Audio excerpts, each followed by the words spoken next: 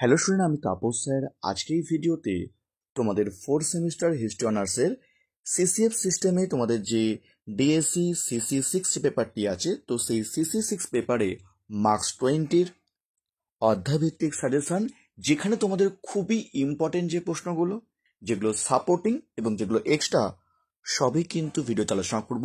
কেউ কিন্তু ভিডিওটা স্কিপ করবে না, তোমরা কিন্তু পুরোটা দেখার চেষ্টা করবে। আর যারা চ্যানেল নতুন, অবশ্যই চ্যানেলটিকে সাবস্ক্রাইব করে রেখো এরকম ভিডিও সবার আগে পাওয়ার জন্য। তো দেখো, তোমাদের প্রথম প্রশ্ন দেখো, যেটি আমার মতে তোমাদের কিন্তু এই বছর পরীক্ষায় বিশাল বিশাল ইম্পর্টেন্ট স্টার মার্ক প্রশ্ন আমাদের পরীক্ষা কিন্তু আসতে পারে। একদম বলবো তোমাদের ফার্স্ট থেকে তোমরা পড়ে রেখো, এটা লাস্ট মিনিট সাজেশন বলবো, তোমরা কিন্তু অনেকেই দেবে। ঠিক আছে, 1648 খ্রিস্টাব্দের পর কিভাবে আধুনিক ইউরোপীয় রাষ্ট্র ব্যবস্থার উদ্ভব হয়েছিল, এই প্রশ্নটা আবার ঘুরিয়ে দেয়।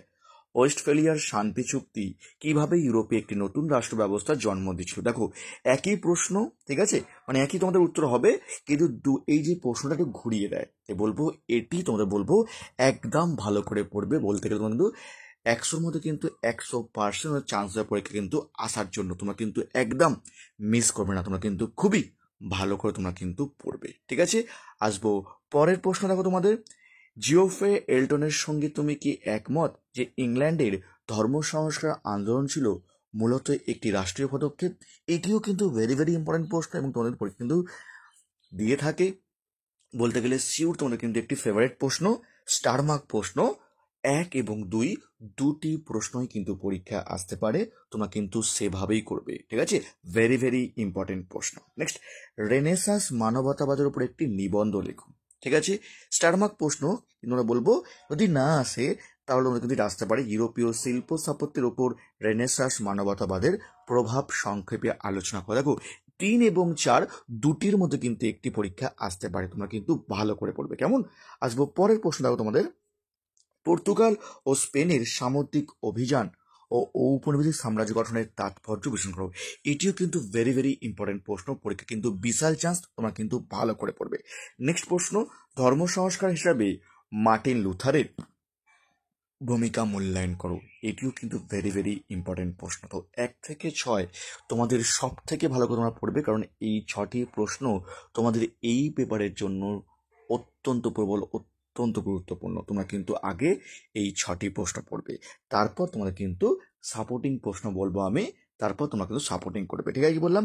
তবে সাপোর্টিং প্রশ্ন আমরা বলবো, যদি কেউ হিস্ট্রি অনার্স পড়তে চাও তো তোমাদের কিন্তু 11ই এপ্রিল থেকে ক্লাস স্টার্ট হচ্ছে, তোমরা কি জয়েন করতে পারো। আমি অফলাইনে শিয়ালদার যে সোমনাথ কলেজ আছে এবং বেহালার সাইডে শোষণা কলেজ আছে তার কাছেই পড়ে থাকি। এমনকি তোমরা তারা কিন্তু অনলাইন ক্লাসও করতে পারো। আমার অনলাইন ক্লাস কিন্তু আমি চেষ্টা করি যাতে অনলাইন ক্লাসটা যাতে অফলাইনের মতো সুন্দরভাবে করানো যায়। চাইলে তোমরা দুটো ডেমো ক্লাসও তোমরা কেউ দেখতে পারো অনলাইন ক্লাস। ঠিক আছে, নেক্সট দেখো, তোমাদের পরের সাপোর্টিং প্রশ্ন তোমাদের আমি বলবো সাপোর্টিং এর মধ্যে কিন্তু বিশাল বিশাল ইম্পর্টেন্ট এই 1 নম্বর প্রশ্নটা। রেনেসাঁস কেন ইতালিতে সাধারণভাবে ফ্লোরেন্সে বিশেষভাবে শুরু হয়েছিল, সাধারণভাবে ও ফ্লোরেন্সে বিশেষভাবে শুরু হয়েছিল কেন? স্টার মার্ক প্রশ্ন, প্রবল প্রবল ইম্পর্টেন্ট প্রশ্ন। নেক্সট, 16 শতকে ইউরোপে মূল্য বিপ্লব সম্পর্কে একটি নিবন্ধ লেখো। এটিও কিন্তু ইম্পর্টেন্ট সাপোর্টিং এর মধ্যে। লাস্ট ইম্পর্টেন্ট সাপোর্টিং এর মধ্যে, নিকোলো ম্যাকিয়াভেলি কি মানবতাবাদী রাজনৈতিক চিন্তাবিদ ছিলেন?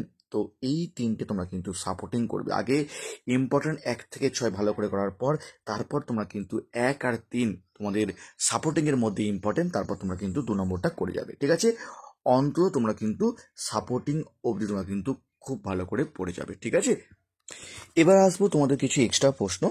আগে তোমরা ইম্পর্টেন্ট তারপর সাপোর্টিং ভালো করে পড়বে, তারপর যদি তোমাদের সময় থাকে তোমরা কিছু এক্সট্রা প্রশ্ন দেখে যেও। এনক্লোজার ব্যবস্থা সম্পর্কে আলোচনা করো, অ্যানাব্যাপটিস্ট আন্দোলন সম্পর্কে আলোচনা করো, পঞ্চদশ শতাব্দীতে জাতীয় রাজতন্ত্রের বিকাশ সম্পর্কে লেখো, আর সামন্ততন্ত্রের পতন সংক্রান্ত বিতর্ক অথবা বৈশিষ্ট্য। তো এগুলো জাস্ট তোমরা কিন্তু এক্সট্রা হিসেবে করে যাবে। তবে এক্সট্রার মধ্যে বলবো তোমাদেরকে, তোমরা পারলে কিন্তু অ্যানাব্যাপটিস্ট আন্দোলনটা একটু ভালো করে দেখেছো এক্সট্রার মধ্যে। ঠিক আছে, তো এই ছিল তোমাদের ইম্পর্টেন্ট সাপোর্টিং এক্সট্রা আলোচনা করলাম। যা এখনও চ্যানেলটিকে সাবস্ক্রাইব করনি, অবশ্যই চ্যানেলটিকে সাবস্ক্রাইব করে রেখো এরকম ভিডিও সঙ্গে পাওয়ার জন্য। আর তোমাদের আমি খুব তাড়াতাড়ি মার্কস 5-এর সাজেশন নিয়ে চলে আসবো। আর যারা এখনও চ্যানেলটিকে সাবস্ক্রাইব করনি অবশ্যই চ্যানেলটি সাবস্ক্রাইব করে রেখো। আর তোমরা আগের ভিডিও যদি দেখতে চাও CC5 বলো, তোমাদের সিলেবাস বলো, তাহলে তোমরা কিন্তু 4th সেমিস্টারে একটা প্লেলিস্ট করে দেওয়া আছে, তোমরা চাইলে কিন্তু প্লেলিস্টে গিয়ে দেখে নিতে পারো। আদার্স যে ভিডিওগুলো আমি আপলোড করে দিয়েছি। তো আজকের মতো এটুকুই।